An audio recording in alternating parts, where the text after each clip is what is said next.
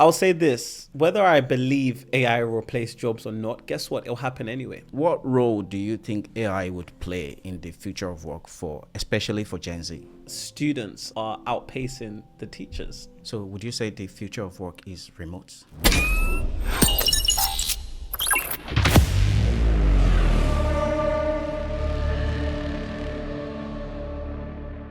In a conversation with a group of final year students earlier this year, one of them asked me in fear, will AI take the job that I've been studying for? Well, I paused and I told them, yes, AI is changing the job market, but it's also creating careers we haven't even imagined yet. That moment reminded me that while anxiety about employability is real, there's also an opportunity, and that's exactly why I'm looking forward to today's conversation. Welcome to Dare to Disrupt, the podcast where we unpack the biggest shift in education technology and AI, one conversation at a time.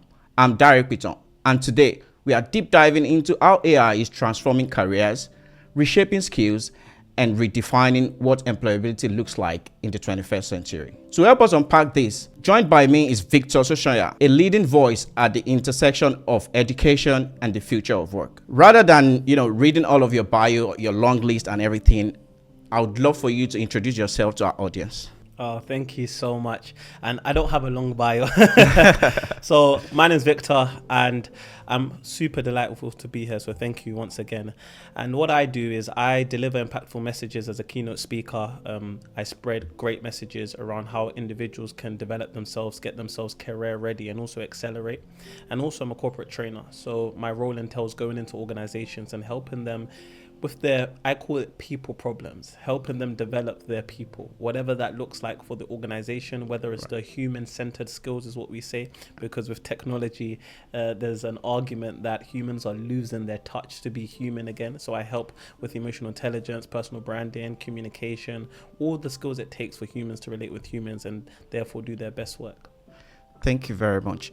And I also know that you've worked with organizations like Amazon, Royal Navy, and Chelsea Football Club for that matter as well. Yes. My first question to you is, as a member of Fed's Learners Council, what are the opportunity and risk of embedding AI in the national education system? Yes, it's a great question. So I sit on the Learners Council of the Fed. So if anyone doesn't understand what that means, that stands for the Foundation for Education Development. And we are a council that helps to the government in the UK, or at least we are helping reform the education system in the UK. And many of the different topics we try to look at what we can improve in the UK has to do with technology, and especially with AI. Now, we are actually looking at the different ways AI can be embedded into the curriculum to ensure that we don't lag behind. UK education system doesn't lag behind, but of course it proves very difficult to do such things. So some of the ways that we think about AI in the curriculum is, first of all, are our teachers equipped? Are our teachers comfortable? Are they confident with using AI? Because the thing with AI is that a lot of people don't understand it. And including myself, there's so many developments that may occur, which means it develops at a rapid pace. Every day, isn't it? Yeah. Every single day, there's a new product. Absolutely. There's a new product that does something that we have to learn how to use. Exactly. Now, what I'm seeing is actually the rate at which the adoption of especially generative AI is happening. Students are outpacing the teachers. Right. With the comfortability of the tools that they're using, not just ChatGPT, but we're talking about loads of different products that are custom made in order to either help students revise, help students organize their calendars or maybe their timetables, all of these different things. And then you've got teachers on one hand who are thinking about how can they use it to benefit, such as marking papers and all these different things. So I see there's a great adoption happening in the arena, in the AI arena. Right. And I just think it's like, how do we use it in a way that benefits the students, but also in a way that's obviously safe and ethical and regulated? So when you guys are having that conversation, what are the key problems that you've noticed when you're having that kind of conversation? Are there any pushback from leaders in terms of integrating AI in education? Like, as expected, you expect to have a group of people that are really against AI in education, isn't it? Is there? I think when we think about it 2-3 years ago, when ChatGPT first made its widespread sort of mass adoption, should I say. Exactly. There was a lot of hesitation and worry and anxiety around how students will use it in education. And it happened at very fast pace. So schools had to think about, what policies do we have in place? Otherwise, are our students cheating if they use AI? Right. Can they use it to revise? Can they use it to answer their coursework, which is graded? So there was this flurry. And I think we've moved past that now. Absolutely. Where it's adopted, students are using it, and the education system knows, listen, they can't prevent that, they can't stop that. However, I think the challenges we're seeing now is what I call students' ability to think critically. Right. So one of the skills that's always highlighted in the training and the workshops and all of the programs I deliver is critical thinking skills. Do we still have the ability to reason at a high level, to think logically, to critically analyze and think? Because majority of the education system in the UK, when you're assessed, especially if it's more like English literature and different subjects, they would look for, can you critically analyze something? Right. But the shortcut, of course, is to put anything you get into ChatGPT and let it reason for you. Right. So I think some of the worries or some of the challenges is, are we developing a generation who's going to lose the ability to think critically? Right. I think that's a major one. So my next question would be, as a founder of the Valuable Community, you work with young professionals and young adults in, helping them with their career prospect and all of that. What would you say is the most valuable skills that they need to have to be prepared for an AI-driven economy? Valuable skills, no pun intended. So valuable. No, that's a great question. So I think one skill is curiosity. That's the way I see it. There is so much. We live in a information economy, but more so attention economy. So there's so much information from social media, information from the news, information from Google platforms. There's so much information. Right. And there's so many AI tools. So even at the time of this recording of the podcast, then in 2 years time, we're going to be talking about different types of technology, different even types tomorrow of products. Exactly. So what skill do I think people should prioritize is to remain curious. Right. What is out there? What does it do? Why does it do? How does it work? Right. Who is it beneficial to? That's what I think about, because technology is great. AI apps are great, but if you have no use case, how can you apply it if you don't know how it benefits you, if it doesn't drive value for you? Right. So I think about one thing that my community and lots of the different retreats and events that we run is based on human connection. It's based on people relating, but it's also based on curiosity about each other, right, but also curiosity about what's going on in the world. So I think that should be a number one skill to think about. How do we succeed? How do we thrive in an AI-driven economy or world? Is first of all, let's be curious to understand what it's doing. Right. And who's it going to impact and how is it going to affect us? I mean, as a coach yourself, there's been a conversation around how there are some things that AI cannot do, which is mentoring, coaching, and, having that empathy, and being able to identify students that are actually struggling, being able to, provide an exclusive support, a tailored support for students, because we all understand that the requirement of one student differs to the other. And AI cannot, detect what student needs, what emotional support. And as a coach yourself, would you agree with that? That's something that young adults needs to look into as part of the skills that is required for the future, because we have to start thinking about what skills AI can actually, do, and then being able to develop those kind of skills to prepare for the future. Do you believe that mentoring and coaching is one of those skills? I think 100% it's a skill, and I already think there's already apps, technology platforms out there that offer AI coaching. Absolutely. They offer AI coaching, they offer AI mentoring. A lot of companies are actually trying to embed this into their onboarding programs. So if they onboard a new employee, it could be as early starter, so a student coming into the workplace for the first time, or even a late stage professional, they're looking at how can they actually embed this type of support, personalized support, whether it's mentoring, whether it's coaching. So I think it's already happening. Right. Now, you said about the emotional side, can it show empathy? Yeah. There, I'm not too sure. Right. I think there's something about humans that we bleed the same blood, right? AI doesn't bleed any blood. Right. Absolutely. So there's a connection that human beings have. There's an understanding. There's an empathy. There's a relatability that we have with each other, which I think is highly beneficial. And I think no technology can replace that. So I think there's definitely always and will be space for, in the coaching, in the education, in the training, all of these different industries. AI it can replace certain types of jobs, but it can never be the case where, I don't believe it will be the case where it's just now you speak to your AI agent or AI bot that's personalized. You speak to yours and there's no human interaction. Empathy and emotional connection is very important in this age, isn't it? It's hugely important. Absolutely. Right? So if even me sitting across you from this table, if you didn't somewhat believe, if you didn't connect with me, if you didn't believe I'm a nice person, if you didn't feel something, we won't be here.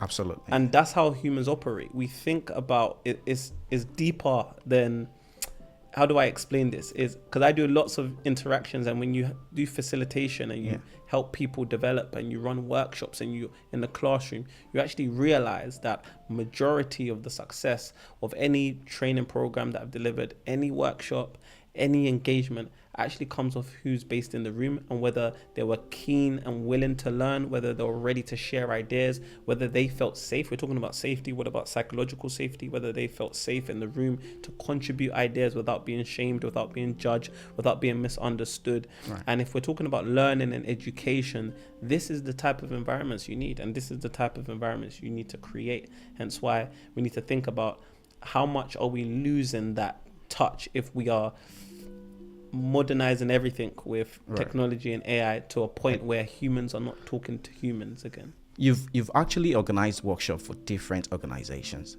and I want to understand, how are leaders in such organizations, how are they responding to the emergence of AI? I think leaders are responding as we are. They are trying to understand it. Right. That's it. If you're a non-technical leader, non-technical CEO or senior leader in the business, you're trying to first of all understand it. You're trying to understand how it's applicable to your team or your specific work. You're trying to understand how you can embed it into your business to create more value and also drive growth. So that's the conversations that I tend to have with senior leaders. I tend to have with individuals who are very curious about what AI can do for them. Right. And on the flip side is also looking at how they can implement it but not lose the human side of things. The human side. Coming to the human side of things, do you believe that AI will be replacing so many jobs out there in the future? I know that's a tricky one. It's a trick question, right? I'll say this. Whether I believe AI will replace jobs or not, guess what? It'll happen anyway. Whether I believe it or not. Exactly. So I think the question is around, what should people be thinking about and doing? For myself as well. I think if you work on your skills, every one of us can harness our skills, can learn, think about what we're passionate about, what we have gifts in. And I think if you focus on that and you stay curious, you look for opportunities, I think you'll be okay. So if you have to forecast, what role do you think AI would play in the future of work, especially for Gen Z? Gen Z is a big generation. Absolutely. So they say Gen Z is born between 1997 and 2012. So, and Gen Z is entering the workforce as we speak in large numbers. So if I had to forecast AI, what role it will play an essential role. It will be embedded in every single day of their lives. It will be embedded in how they search for things, whether that's searching for jobs, searching for information, searching for a restaurant to eat at. It will be embedded in how they get their source of information, but also, I want to say fact check. Right. I see a lot of Gen Z, now I don't want to generalize the entire generation, but I see a lot of individuals from this generation, they use, AI to fact check, to think, oh, maybe I think this, but I don't know if it's true. Then put into AI. It acts almost as if it's also accountability. Right.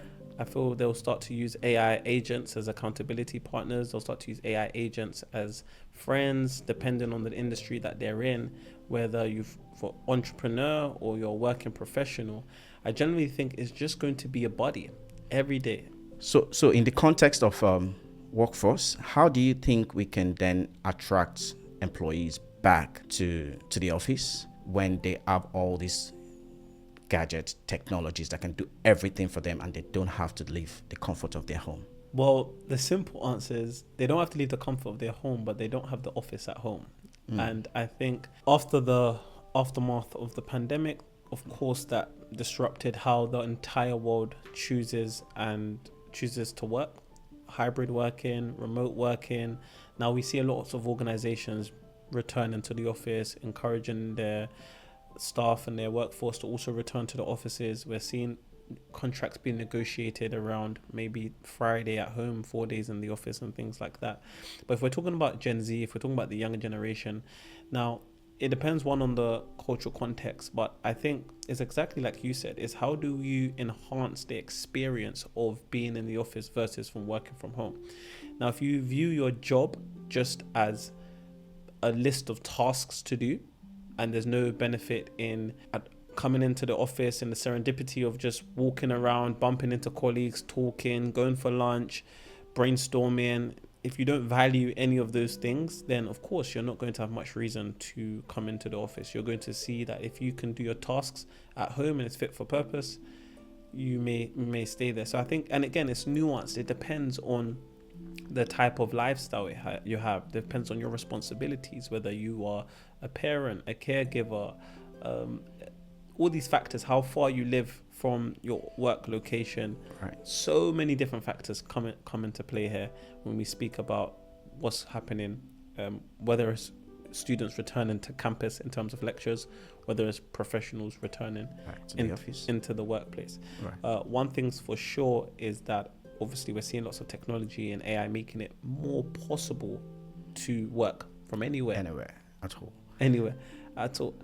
Of course, again, depending on the type of role that you're in, but also I think there is scope to develop the experience in the office. So would you say the future of work is remote? No, not necessarily, no. Right. I don't think, again, humans crave human interaction. Exactly, isn't it? So it is, and I don't believe human interaction can be boiled down to me on a video call online looking at you. I think it's much deeper than that. All right. My last question for you is to leave one question for the next guest. What would that be? So my question for the next guest was, if you were to create an AI agent, what is the one problem you would want it to solve in your life? Oh, that's a fantastic question, actually. Thank you very much for the fantastic questions. And this is really relevant to what we're doing here. And I can't wait to hear from the next guest on what agent and what problem will they be solving. To our listeners, how do you see AI shaping the future of your career or workplace? We'd love to hear your perspective. Share your thoughts with us at www.d2dpodcast.com or connect with us on all social media platforms at D2Disrupt. Your ideas help us shape the conversation. Until next time, stay curious, stay disruptive.